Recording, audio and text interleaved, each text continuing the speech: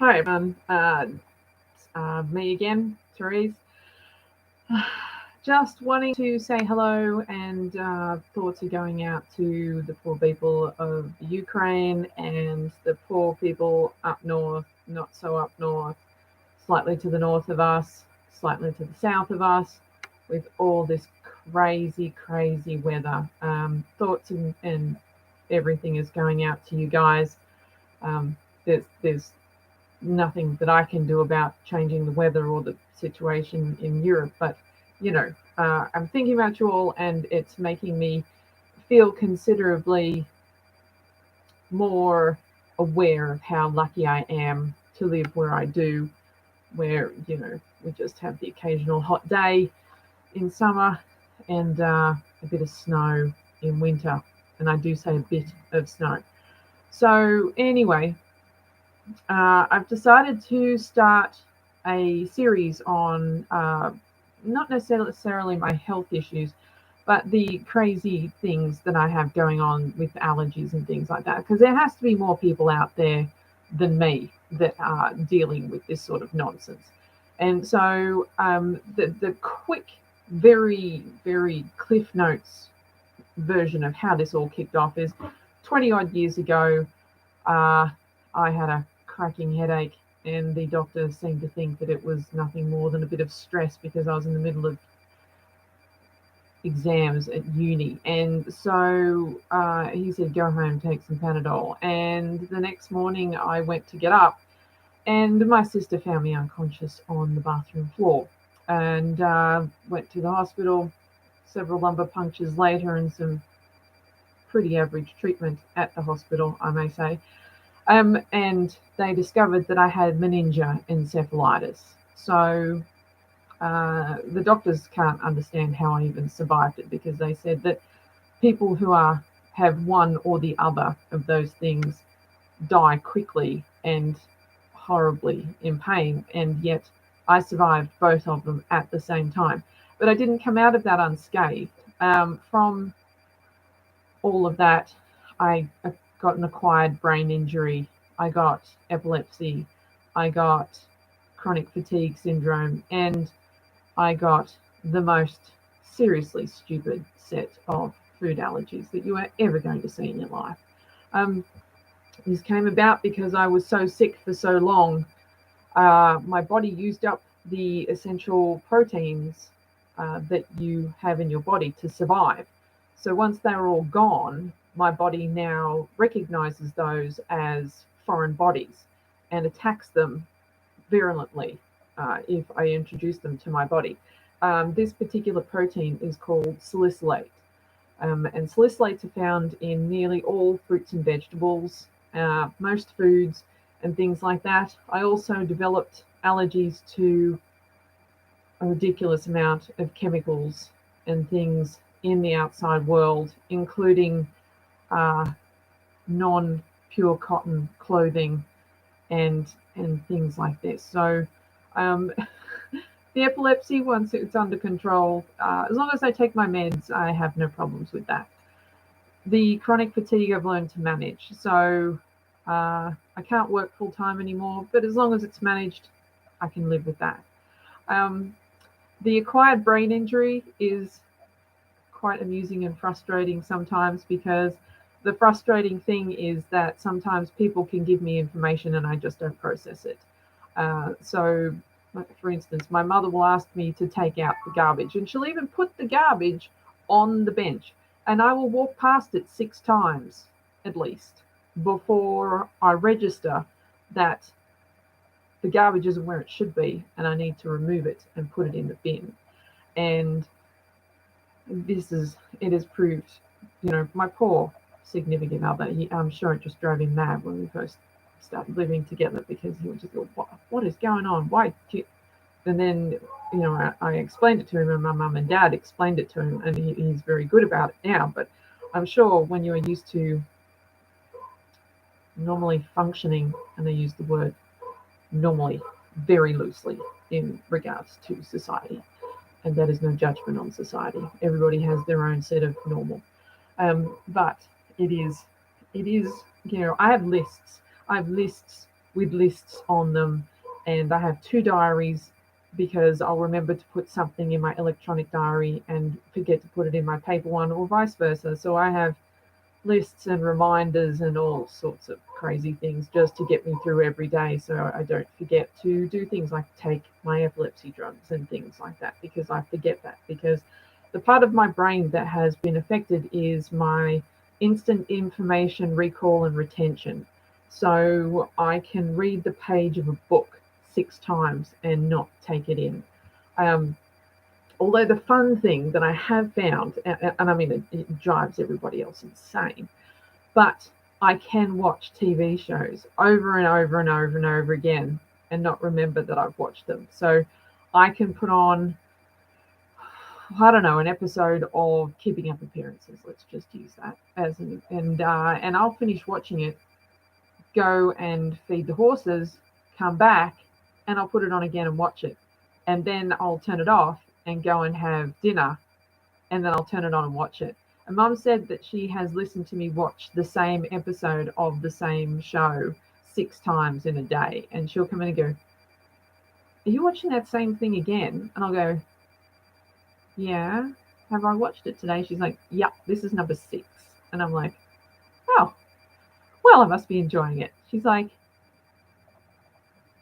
"Yeah, okay, let's go with that." So, it has its ups and its downsides, because I can watch things over and over again and they're my favorite things ever, but I never get sick of them.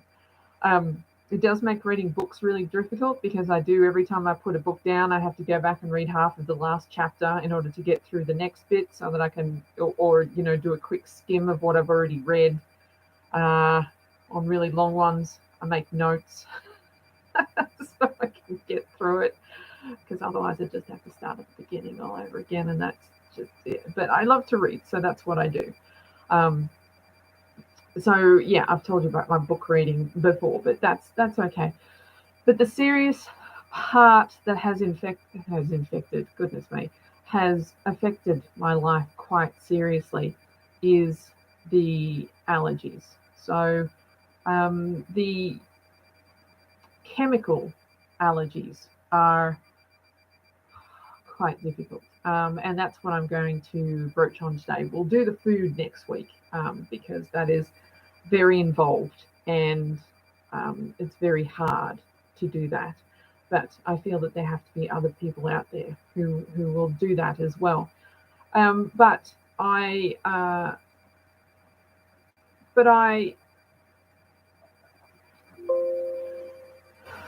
find it. Well, this came on gradually, because I've always had bad arthritis, because of my knee injury. So I didn't pick up a correlation with the fact that the terrible swelling that I had, and the terrible water retention that I had, and the ongoing horrific pain that I had, that the anti-inflammatories were making absolutely no difference to, could be caused by anything other than the weather and what was going on with what I was doing with my legs, until finally I started getting really bad reflux and indigestion, and my vasovagal nerve, which is this in your esophagus, which helps you swallow, started becoming ridiculously overactive and was spasming all the time, and I was on ridiculous amounts of medication to try and sort that out. And then my doctor said, "Well, you don't just get this sort of thing out of the blue. It has to be caused by something." So then we went and looked at what was going on, and it said that it can be caused by different foods, different amounts that you're eating too late, you're eating the wrong thing, you're eating the wrong amount. And so we looked into it. And so then I made the discovery that, okay, everything that I was using in the house, on my body, clothes, everything was either artificial or was full of chemicals, absolutely full of it. And so I made the decision to change that. And so basically I did a complete wardrobe purge of everything synthetic. Everything synthetic went like I didn't bin it, obviously. That would be terrible and dreadfully irresponsible. But there were people, bushfire, people looking for that have everything burned down. So I just packed up bags and bags and bags of clothes and sent that down to the relief efforts there. And then the next thing I did was I went through the house and I changed all the cleaning products to natural cleaners, and and like that. And then the next thing I did was I went through and I looked at shampoo, conditioner, deodorant, and all those sorts of things, and I discovered that everything I was putting in my body was full. Even the soap had chemicals in it. I mean, why you need chemicals in soap when they've been making soap from nothing for thousands of years? So I changed. So I found, I've got it here somewhere. So these are the people that I found, Saba Organics. They're from, there we go. You can see them. Their website is sabaorganics.com, and they're a little family-owned company. It's not sponsored by them, by the way. But they're a little family-owned company down in the Macedon Ranges, and everything is certified organic. Everything is chemical-free. And so I started off by getting shampoo, conditioner, hand sanitizer, hand washing stuff. So from them, and I gave my shampoo and conditioner to other people to finish off, because you don't throw away stuff that's got stuff in it. That's irresponsible again and wasteful. So I started off with this, and it took a long time. I was peeing like an absolute racehorse for about 3 weeks, because with these few changes that I had made, it was crazy, absolutely crazy. Then the next thing I went in search of was deodorant and soap. And so I got, luckily, here in our local area, there's an organic lady that makes soap who sells it at one of the local pharmacies, which is lovely. So all my soap comes from her, no chemicals. And then I went to the supermarket and I found Sukin, Sukin, and theirs is a chemical-free deodorant. And it took a long time. It took a good month for this to happen, for this to change. And in this time that I had made these changes, and over the course of a month, all the water retention and all the excess fluid from my lower limbs was gotten rid of. Obviously, I peed it out. And over time, I'm on my last script of Nexium, which you use to treat the reflux and everything like that. And so we cut that in half, and then we cut that in half again. And so I'm on the last script, and so I'm going to have a go, because I haven't had a reflux or a vasovagal. I'll be, touch wood, I'll be jinxing myself, but in a good month now. So I'm going to have a go with not being on that medication at all anymore, and just managing it so I eat little bits during the day. I eat dinner quite early, and changes to my diet, which I'll talk about next week, as I said. And this has been great. Like, I've been able to, I don't take any anti-inflammatories at all anymore, because they were giving me ulcers, of all things. Like, I needed something else wrong with me. So I don't take them at all anymore. And if I have problems with arthritis when the rain's coming in, or I've had a big day, then I just get hold of I've got some sandalwood deep heat, which again is chemical free. I get that from the local markets, and I'll slather that on the poor old joints, and I'll take a couple of Panadol. So I'm managing myself far better with far fewer drugs. And I am not saying that anybody should come off their drugs without medical advice first. Do not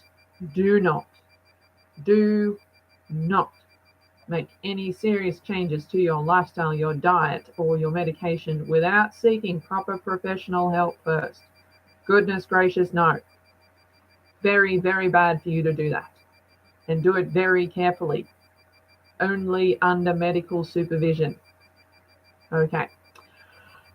So yes, I have discovered that while I still have and live with a lot of pain, I have found that I'm doing a lot better. It is interesting to note, though, that if I touch artificial material, like literally touch it, I will get heat in my hands that will just spread up my body like I'm about to burst into flames. Like the heat is just instantaneous and all over. The second I let it go, the heat goes away. It's just like an instant reaction that my body has now where it just goes, no, we're not doing that.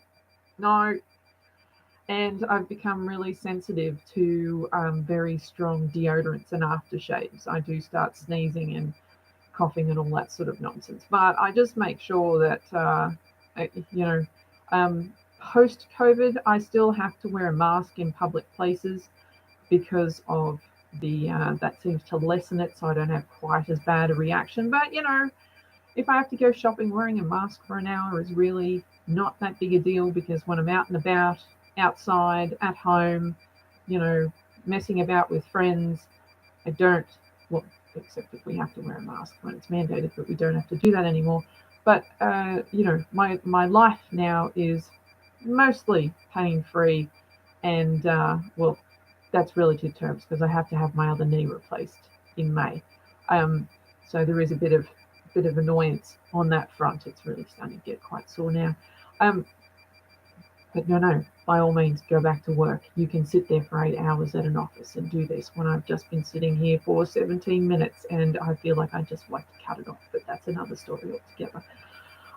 But yeah, it's been a really interesting journey, and I'm still making changes. I'm still finding things that I do better without.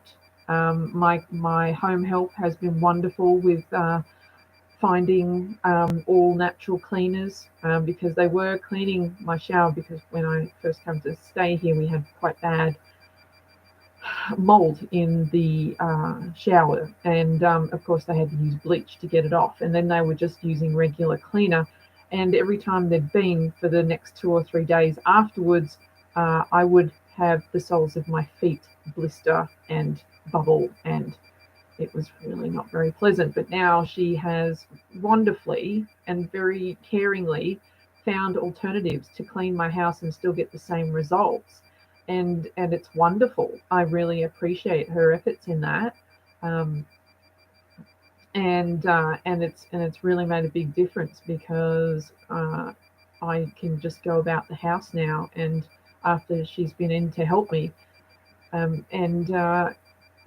it's really wonderful. But anyway, that is the end of my rant today. I don't want to be here overly long, because you find these long ones, and yeah, when I watch YouTube, I want things that are short and sharp and to the point.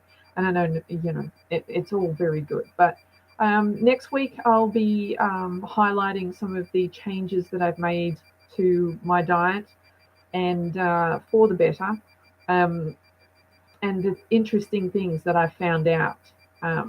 It's involved a lot of label reading, hence the glasses. And it has been interesting to other people that I found out the things that I have. But thank you all for listening. Have a great weekend. Thoughts and wishes to the poor buggers up north and overseas again. And I'll catch you next week. Thanks for watching.